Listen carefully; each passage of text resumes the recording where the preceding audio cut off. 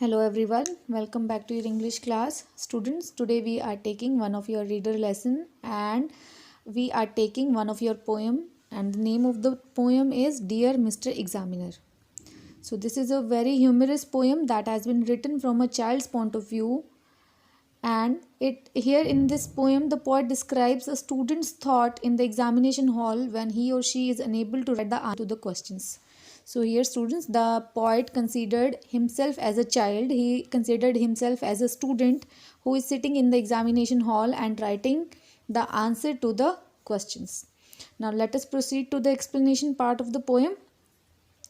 Thank you so much for your questions. I have read them all carefully through. There isn't a single one of them that I know the answer to. Here, as I have told you, the poet considered him as a child in the classroom, is writing the exams. He is saying, "Thank you so much for your questions. I have read them carefully. As you said, I have read them very carefully. But sorry to say, I don't know the answer to a single question. There isn't a single question to which the answer is known to me. I have written my name as instructed, put the year, the month, and the day. But after I had finished doing that, I had nothing further to say." He says in the stanza, "As per your instruction, I have written my name and date and everything as you said. But after writing my name and date, I don't have anything to write. I have nothing to say means I don't have anything to write.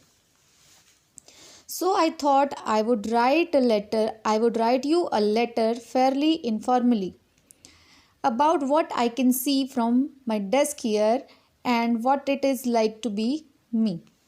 So here in this stanza the poet is saying, I thought so I don't know any of the question and I don't know what to write, so I thought of writing an informal letter to you, and this letter is about how I am feeling right now and how the things are going near me right now.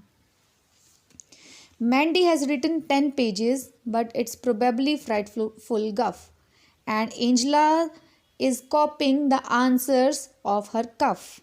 Now he is saying that Mandy, one of his classmates, has written 10 pages, but I think these all are the silly things that she has written.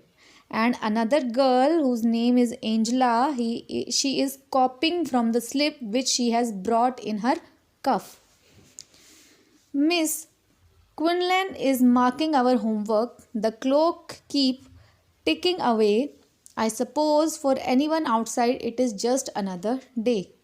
So in this paragraph, the poet is saying Miss Quinlan, who is the teacher of the class, is checking our homework. And the time is passing. It is usually passing as if it is another day. Except me, it is just another normal day for everyone who is not sitting in the examination. There will be mother going on errands, grandmother drinking tea, unemployed man doing crosswords, and or watching Crown Court on TV. Now, here I am sitting and writing the paper, but there will be some mothers going for some urgent works, some grandmothers having teas, and people with no jobs will be playing crosswords or watching TVs. Here I am writing the paper. I am sitting in a paper. I don't know about what to write. The rain has finally stopped here. The sun has started to shine. And in the back garden of Sefton Road, a housewife hangs shirts online. Now here the rain has stopped and it is quite sunny now. And I can see from the window that a housewife is hanging the shirt to dry them in the sun on the Sefton Road. Sefton Road is a name of a place in United Kingdoms. So a class files past to play tennis. A cathedral clock has just peeled. A mower chugs backwards and forwards up on the hockey field. Now here the poet is saying some people have gone to play tennis, and the clock of the church in the clock in the church is making noise.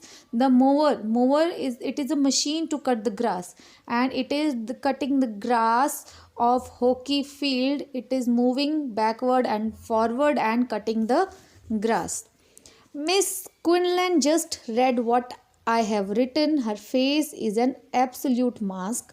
Before she collects the paper in, I have a sort of favor to ask. Now, the poet is saying that our teacher has just checked what I have written as a homework, and her face is absolute mask. Her face is absolute mask means there are no expression on the face by which I can guess that I have done my homework right or wrong.